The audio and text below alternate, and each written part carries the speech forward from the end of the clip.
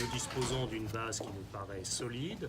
Il reste encore une négociation à avoir sur certains éléments sociaux du plan de reprise.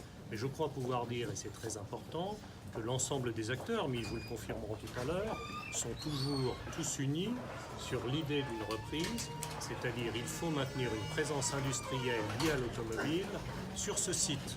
Le PSE serait une catastrophe. Certes, il peut y avoir des licenciements, mais dans le cadre d'un projet de reprise solide et étayé. Et c'est cela dont je me suis assuré avec l'ensemble des acteurs de cette réunion, que cette idée générale était l'idée des uns et des autres.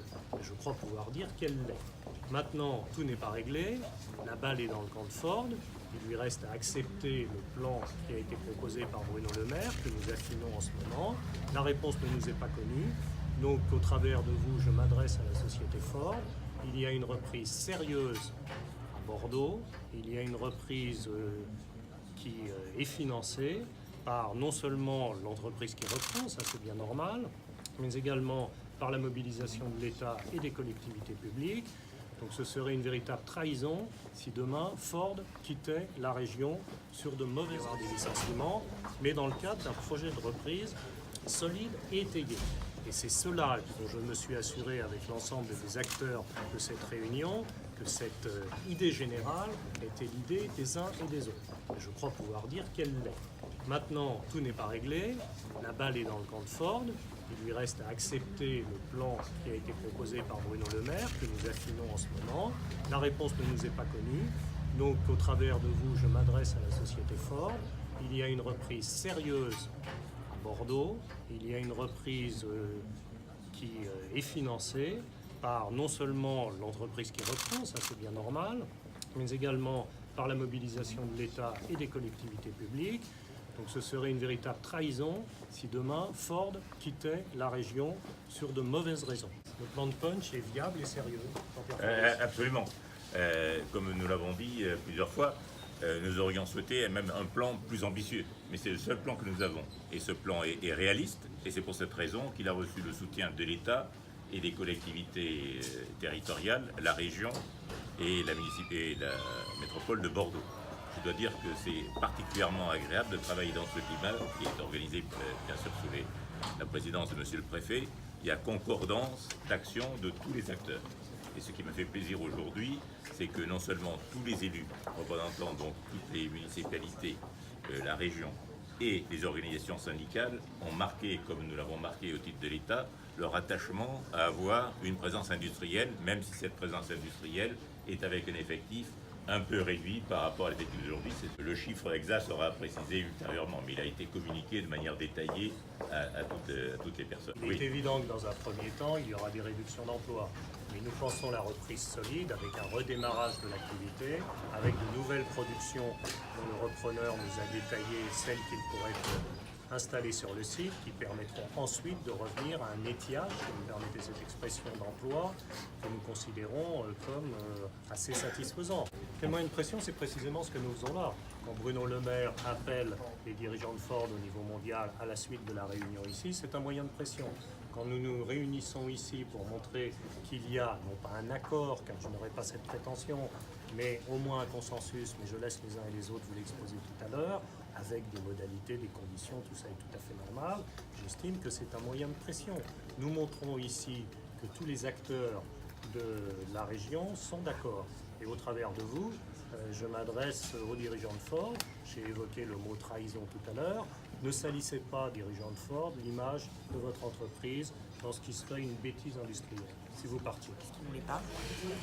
On a peu de temps, donc ça c'est très stressant pour tout le monde, ça c'est clair, on a peu de temps, mais on a en face un véritable interlocuteur. C'est une attitude qui est franche. Et comme j'avais l'habitude de répéter que Ford était des menteurs, je trouve qu'ici, il y a quand même une sacrée différence. Maintenant, ce n'est pas terminé. Il y a des choses à négocier. Il faut d'abord que Ford fasse son travail et prenne ses responsabilités. Ça, c'est absolument essentiel. Et puis, Punch doit encore négocier un certain nombre de choses avec les organisations syndicales. Mais je pense qu'il y a une direction possible. À un certain nombre de conditions, dont certaines on peut en parler, dont certaines bien évidemment on ne peut pas en parler. Alors celles dont on peut parler, on est sur des questions d'assurer la période de transition au moment de la reprise. Voilà, ça c'est quelque chose de très important. La période de transition se jouerait sur une période de 2 à 3 ans. Le début, c'est qu'il y ait une chance de reprise du site, c'est-à-dire qu'on puisse sauver nos emplois, donc il y a de l'activité qui continue. Et là, on est sur des discussions d'une possibilité de ce côté-là. Donc évidemment, quand on préfère ça, maintenant il y a un gros chantier, parce qu'il y a les exigences de Pinche qui ne collent pas avec ce que nous on souhaite. Par exemple, pour nous, il est hors de question de revenir sur nos salaires. Après, on voit le gros problème en fait qui reste, c'est que Ford aujourd'hui n'a toujours pas accepté l'idée d'une reprise et ne donne pas les moyens qui permettraient de penser qu'une reprise de qualité puisse se faire. Voilà, on en est là. Avec l'État et les collectivités territoriales, on discute de comment on peut faire front commun pour imposer à Ford de lâcher prise et de permettre à ce qu'il y ait une reprise. Et après, on est d'accord aussi sur l'aspect qu'il ne faut pas qu'il y ait de remise en cause sociale pour les salariés. Voilà, donc on est en train de discuter. Donc là, il va y avoir des rendez-vous. Notre expert économique va rencontrer encore une fois Pinche. Et il est évident que pour nous, ce qui est fondamental, c'est d'arriver à maintenir l'activité pour sauver des centaines d'emplois. Donc là, on est à peu près sur 400 emplois de sauvés, en sachant qu'il y aurait 300, un peu plus de 300 qui partiraient en pré-retraite. Voilà, c'est le mieux qu'on puisse faire aujourd'hui, sans licenciement, sans casse sociale. C'est voilà, maintenir tous ceux qui souhaitent garder un boulot. Donc là, sur les salaires, nous on a dit pour l'instant, d'abord, nous, si on nous demande l'avis maintenant, hors de question qu'on nous pique nos RTT et qu'on s'attaque nos salaires. L'idée, c'est tout simplement qu'il est hors de question que des salariés payent la note de la reprise. Voilà, donc il y a à Ford de payer, à Pinche de payer aussi s'ils veulent reprendre l'usine. Donc ça, c'est ça qu'il faut qu'on discute. En tout cas, nous, on est sur cette position-là. Maintenant, le truc aussi qui est un peu bizarre, c'est que la seule chose qui serait un peu claire dans l'histoire de la reprise, c'est que nous, on perdrait du salaire. Donc ça ne peut pas le faire. Il faut qu'on arrive à discuter des engagements de Ford, des engagements de Pinche, et puis des exigences de l'État par rapport à ce qui va se passer. Et après, on verra un peu plus sereinement les conditions un peu plus précises de la reprise au niveau des sociales. Mais en tout cas, ce qui est sûr, c'est que nous, par avance, il est évident qu'on ne va pas dire, mais bien sûr, piquez-nous nos RTT, on s'en fout. Les prochaines étapes, en fait, il n'y a pas de date aujourd'hui parce que tout peut aller très vite. Donc en fait, il y a la question que Ford peut se décider ou faire des déclarations rapidement, on ne sait pas. Et voilà, donc il va y avoir des rencontres. Donc encore une fois, je vous dis, entre l'expert économique et Pinche, il va y avoir des visites et tout ça. Enfin, là, c'est des discussions un peu dans tous les sens. Le délai, à peu près, c'est le mois de novembre, en fait. Là, on s'est dit que peut-être que ce qui pouvait être crédible, c'était un accord fin novembre. Encore que il y a les conditions que Ford doit lâcher. Et puis après, on a la question du PSE aussi, parce que le PSE, il nous coince.